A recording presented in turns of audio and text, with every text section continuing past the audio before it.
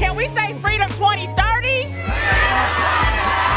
I'm here today with the Sister Warriors Freedom Coalition, and we are here today launching Freedom 2030. It's our 10-year legislative culture change campaign to end the incarceration of women and girls, our families and communities.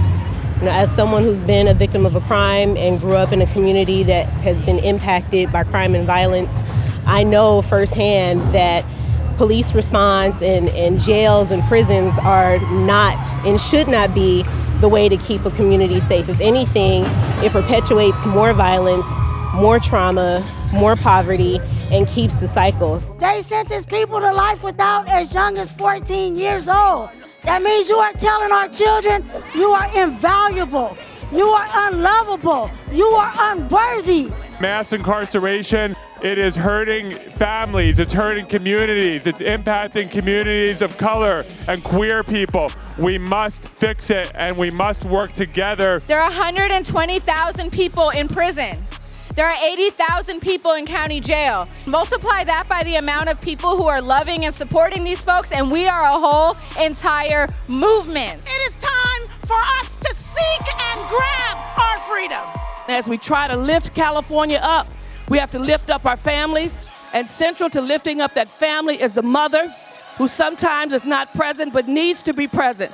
And we need a more humane approach to what we're doing with women incarceration. No more in 10 years will advocates advocate on behalf of women and girls who've been in systems. No longer will people have to speak for transgendered people who have been in systems. These folks will be speaking for themselves as advocates, as electeds, as leaders of organizations. By setting ourselves in a position to be in front of the state building, they've made it clear that they're not going back. None of us are free if all of us aren't.